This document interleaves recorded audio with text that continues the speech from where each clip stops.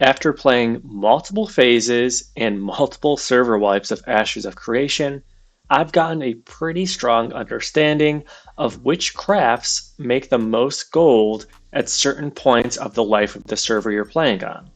To be a little bit more specific, we're talking about these different crafting artisan skills right here, and each one of these have a wide, and very long range of different things you can craft. However, each category has certain items that will net you the most gold at certain points of the life of your server you're on. And that's what we're going to be talking about in today's video.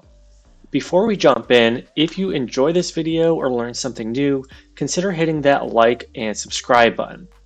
Now that that's out of the way, let's go ahead and jump into the specifics. And the first thing I wanted to talk about is the scribing profession, because this one honestly has some very great potential, especially in the early to late game, depending on the craft we're talking about.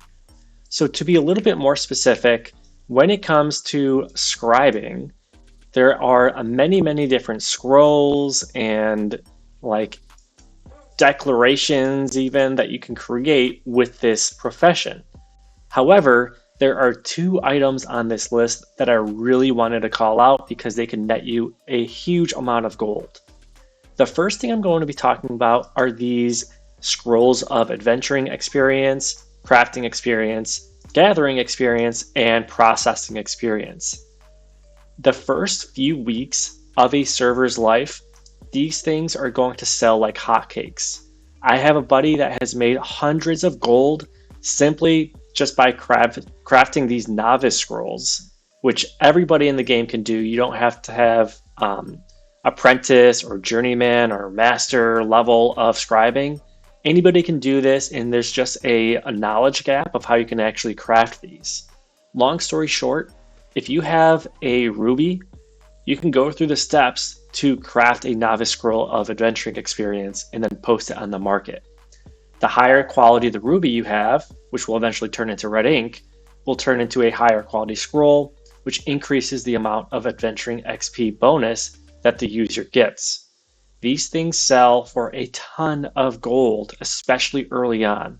Again, they're most sought after the first few weeks of the life of the server. So early to mid life of servers, I would say this is the greatest potential in regards to selling for a quick buck. Once you get more towards the late game, and again, depending on where you are in your Ashes of Creation journey, the value of enchanting scrolls are going to go up. To be a little bit more specific, we don't want to talk about the novice or apprentice enchanting scrolls. These scale with the actual type of equipment you have. Most people will not even bother enchanting gear that is novice or apprentice. They want to max out the gear that they're actually going to be using for most of their combat experience, right? So to be more specific, most people will not even enchant anything until they pick up some journeyman gear so they can get that +1, +2, +3, yada yada, you get the idea, to maximize the stats on those pieces of gear. This is kind of a part of the end game where you start maximizing your damage numbers and just overall survivability by enchanting as much as possible. However, if you want to enchant your items, you need Journeyman Enchanting Scroll. So this will require you to be Journeyman in order to craft these, but anybody can use them. Each Journeyman Enchanting Scroll is selling for multiple gold on the market, and most people just buy the lowest quality one at this point. So again, huge gold potential if you do kind of invest in scribing, especially in the mid to late game, primarily through enchanting scrolls.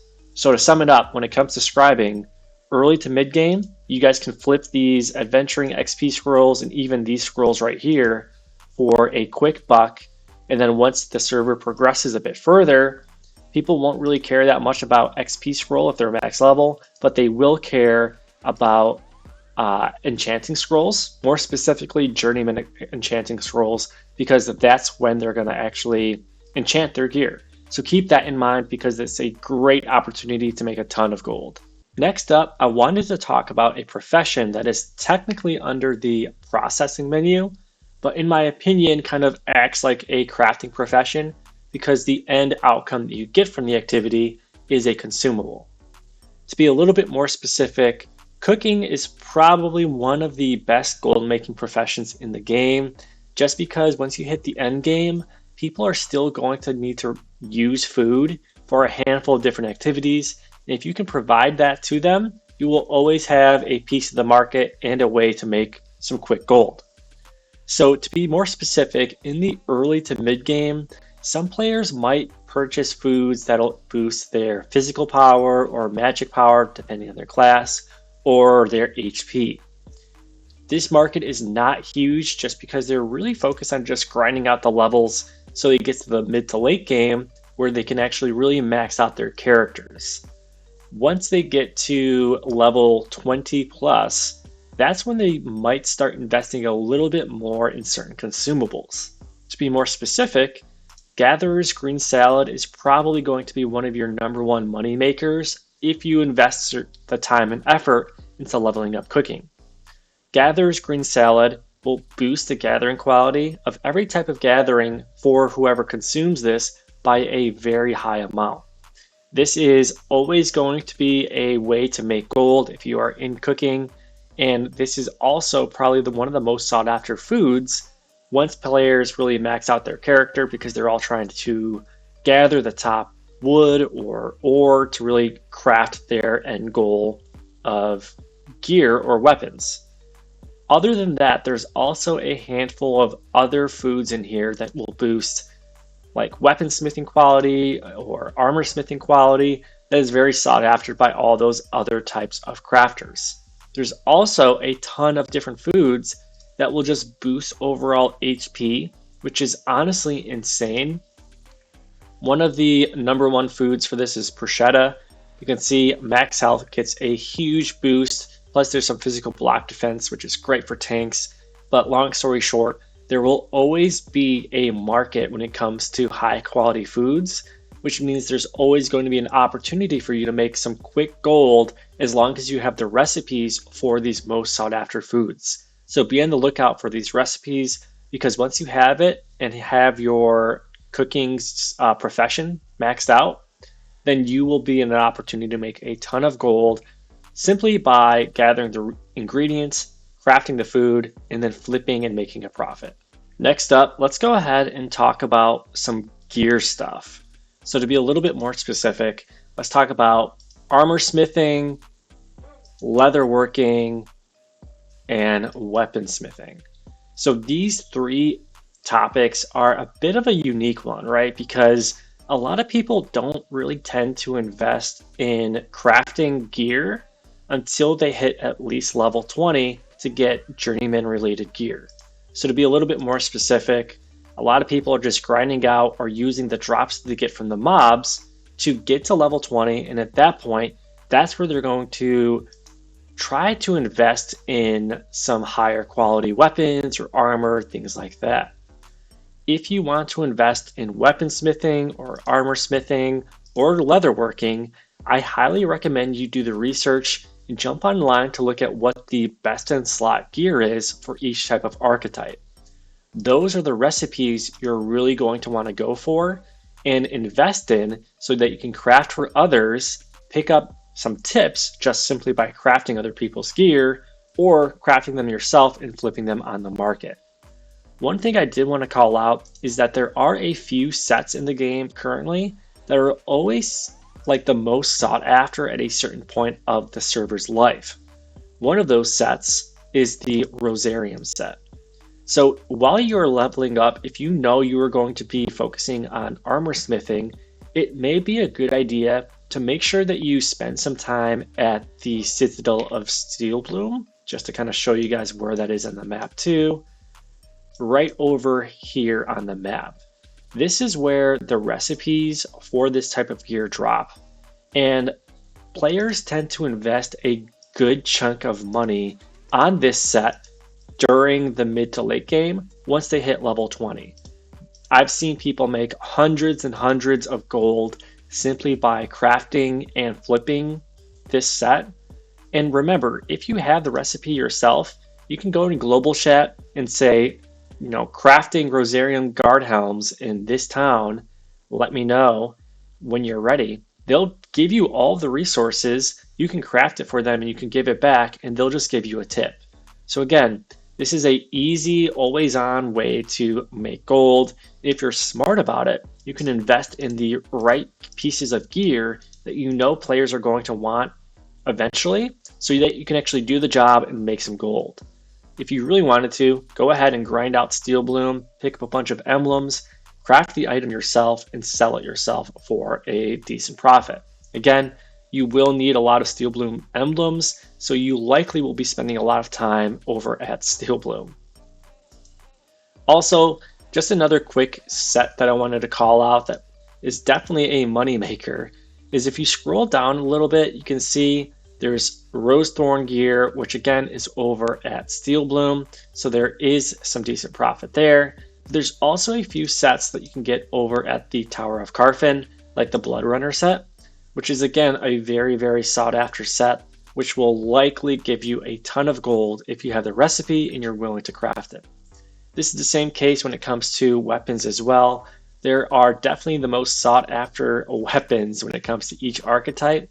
If you have the recipe and you're willing to craft it for others, then chances are pretty high that you're going to make a pretty decent chunk of gold once they're ready to actually craft their items.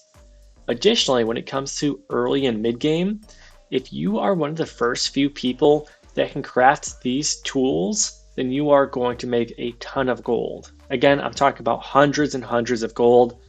More specifically, if you can craft the tools that provide mining spoils and mining quality, you are going to make the most money, especially if you are one of the first ones that can actually craft these and post them on the marketplace.